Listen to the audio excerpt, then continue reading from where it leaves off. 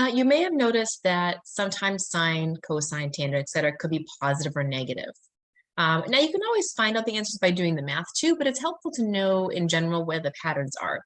So if theta is not a quadrantal angle, meaning that it's not on one of the axes, it actually lies in a quadrant, right, the terminal side, then the sign of the trig function depends on the quadrant in which theta lies. So for instance, if your terminal side is over here, then sine, cosine, tangent, etc., all six are positive. If your terminal side of your angle is over here, so something between 90 degrees and 180 degrees, then only sine and cosecant are positive. All the others would be negative. If your terminal side goes down here, your terminal side of your angle, then the tangent and cotangent are positive. All the other ones are negative. And if you have a larger angle, so you're going over 270 degrees, but less than 360, so not a full way around, then your cosine and your secant will be positive over here, but your other four trigonometric functions are negative. So let's look at a couple examples that we could apply this skill to. So let's say your tangent is less than 0. So tangent is negative. And our cosine is greater than 0. So our cosine of theta is positive. Well, which quadrant would we be in? Well, let's figure that out first. Sometimes it's easy to do the positive first, right? So I know cosine is positive. So cosine is only positive here in quadrant 4 or here in quadrant 1. So this is quadrant 1, 2, 3, 4. Okay. So it's going to be one of these two.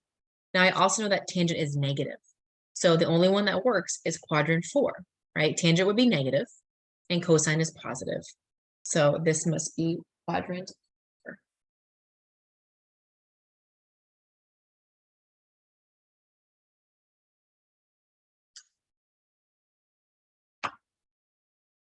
Let me do another example.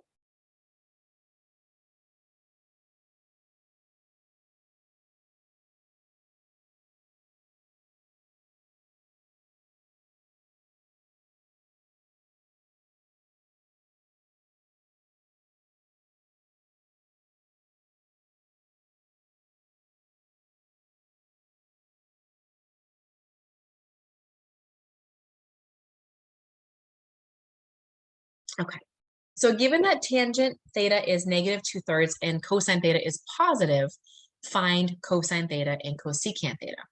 Now you want to be careful here with the negative. Just because the negative is on top or out front doesn't mean it goes with the 2. This could be -2 and +3, or it could be +2 and -3. So you want to be careful that negative out front doesn't mean it has to be with the top. It could be with the bottom. So you have to be a little bit more careful here. So again, let's think what we have here. We know that tangent is negative, right? And cosine is positive. So we already saw from the last example that if tangent is negative and cosine is positive, we must be in quadrant 4. So my picture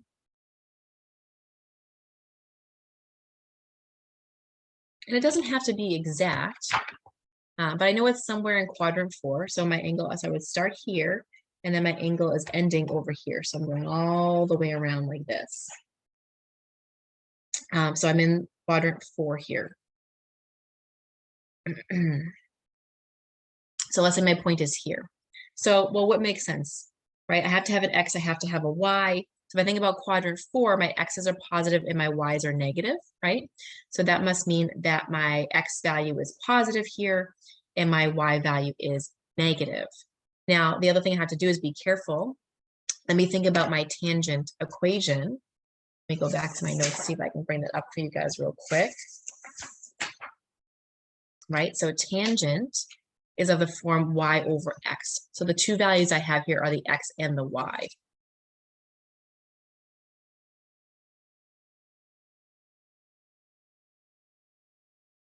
And again, I know here because I'm in the 4th quadrant that my x has to be positive in this particular example, and my y would have to be negative here, right? Just based on where I am.